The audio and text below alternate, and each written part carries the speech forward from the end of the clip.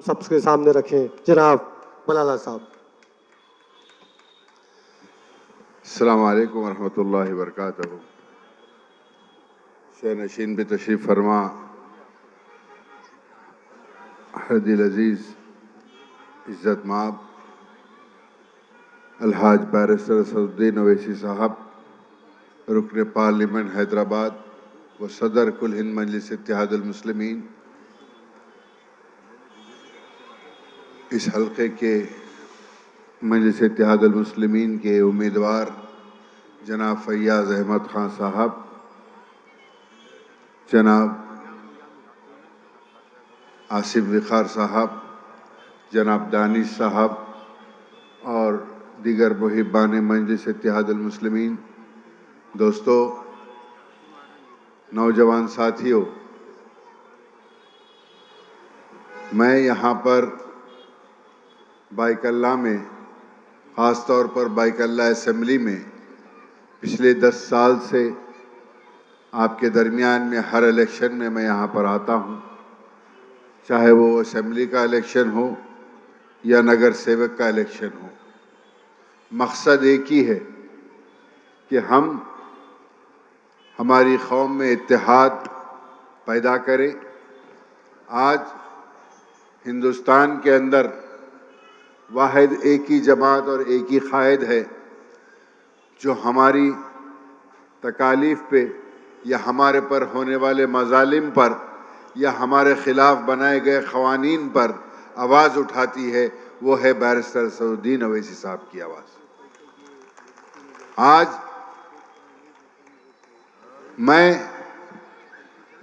बाइकल्ला की आवाम से ये कहना चाहूँगा कि 20 तारीख के रोज़ असेंबली इंतखाबात है। फैयाज़ अहमद मजलिस इत्तेहादुल मुस्लिमीन के उम्मीदवार हैं। यूबीटी उद्धव शिवसेना से जामशुदकर है और एक शिंदे शिवसेना है, उससे यामिनी यादव है। आप दोनों पार्टियों को देखिए, दोनों पार्टियां कोसे चेहरे पर इलेक्शन लड़ रहे हैं। ये शिवसेना भी बाल ठाकरे की फोटो लेकर इलेक्शन लड़ रही है और वो सेना भी बाल ठाकरे की फोटो लेकर इलेक्शन लड़ रही है। और फैयाज अहमद किस फोटो को लेकर इलेक्शन लड़ रहा है, देखिए आप खुद। अब आप ये सोचिए कि जो हमेशा से हमारा दुश्मन रहा उसकी फोटो लेकर जो इलेक्शन लड़ रहे हैं और आपकी हमारी जुल्म के खिलाफ आवाज उठाने वाले की फोटो लेकर एक शख्स आपके दरमियान में है, आपका भाई है, आपके बीच में से है, आपकी बस्ती का है, आपके एरिया का है। हम गुज़िश्ता कई वक्त से, मैं बात खास तौर के ऊपर बाइकल्ला की आवाम से गुजारिश करूंगा, ये कहना चाहूंगा कि 2014 के अंदर भी मजलिस इत्तेहादुल मुस्लिमीन आपके दरमियान में इलेक्शन लड़ी, उसके बाद भी 2019 में भी इलेक्शन लड़ी, उससे पहले 2019 से पहले नगर सेवक का इलेक्शन आया, उसमें भी इलेक्शन लड़ी। तो क्या बात है, हम में इत्तेहाद क्यों नहीं आ रहा है? सिर्फ मुस्लिम पोलिंग का 50% वोट मिल रहा है, क्या यह सही बात है? आज के दौर में जंग का मौका तो नहीं है, ना जंग लड़ना है ना कुछ है। आज के दौर में जंग, जो भी बोलो आप, जो भी है, इलेक्शन है जिसके अंदर हम अब अपने कायद और अपने उम्मीदवार को जो हमारी तर्जुमानी सही ढंग से ऐवानों में कर सके उनके लिए चुनना है। तो जरूरी है कि हम अपना हर एक वोट मुत्तहिदा तौर के ऊपर निकलकर अपनी जमात मजलिस इत्तेहादुल मुस्लिमीन को दे। आज सिर्फ ये लोग कुछ नहीं कर सकते, सिर्फ बहुतान तराशी और बदनाम कर सकते हैं। मजलिस इत्तेहादुल मुस्लिमीन असदुद्दीन अवैसी साहब पार्लियामेंट के अंदर चाहे कोई भी बिल आओ, एनआरसी का हो, ट्रिपल तलाक का आओ, वक्फ बिल आओ, कोई कानून आओ, जिस किसी चीज के अंदर हमारे के ऊपर टारगेट किया जाता है, हमारे पर मजालिम ढाए जाते हैं, उसके ऊपर आवाज उठाने वाले की आवाज कौन है? सिर्फ असदुद्दीन अवैसी। मैं सही बोल रहा हूं ना? सिवाय इनके कोई आवाज उठाता पार्लियामेंट में हमारे मसाइल के लिए? तो वोट मांगने दूसरे कैसे आते फिर हमारे दरमियान में? आवाज उठाने का हक, आवाज उठाने का काम जो करता है, वोट मांगने का हक भी उसी को है। आपसे आपका कायद है, हमारा कायद है, पूरे हिंदुस्तान के अकीदतों का कायद है असदुद्दीन अवैसी। आज ये सोचिए कि यहां से आपका एक आमदार, एक एमएलए जीतकर असेंबली में जाएगा, ना सिर्फ बल्कि महाराष्ट्र के अंदर जितने भी सीट मजलिस इत्तेहादुल मुस्लिमीन जीतेगी, उतनी ताकत बैरिस्टर अवैसी की आवाज को मिलेगी इंशाअल्लाह। ये अहम चीज है। कौन आपका काम करता है?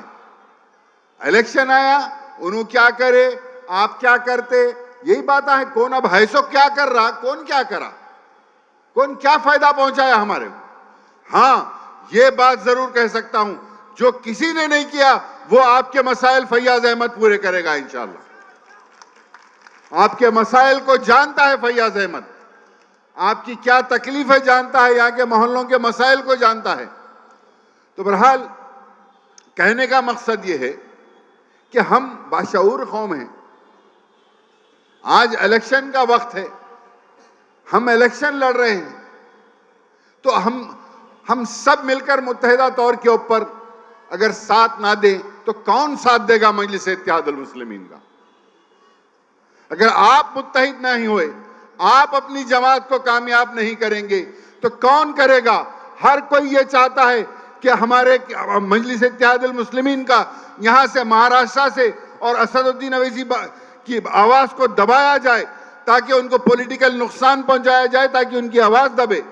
यह उनका मकसद है। तो ये बेबाक आवाज को पार्लियामेंट के अंदर हमारे हक के लिए उठने के लिए हम सबको मुत्तहिद होकर अपने वोट डालना पड़ेगा। चाहे कोई दूसरा उम्मीदवार, अब तक हमारे पास कई एमएलए आए गए, कुछ फर्क नहीं पड़ने वाला है। फैयाज अहमद ना सिर्फ आपके मसाइल हल कराएगा, बल्कि आपका वोट मजलिस इत्तेहादुल मुस्लिमीन को मजबूत करेगा, आपकी हमारी क़यादत को मजबूत करेगा। यह अहम चीज है। हमारे बीच में मीर सादिक, मीर जाफर बहुत हैं, जो कल भी स्टेज के ऊपर थे, यहां पर देखा मैंने। कल आदित्य ठाकरे, बाल ठाकरे की फोटो लगाकर यहां पर जलसा कर रहा था। हमारे बीच के मीर जाफर, मीर सादिक स्टेज के ऊपर थे।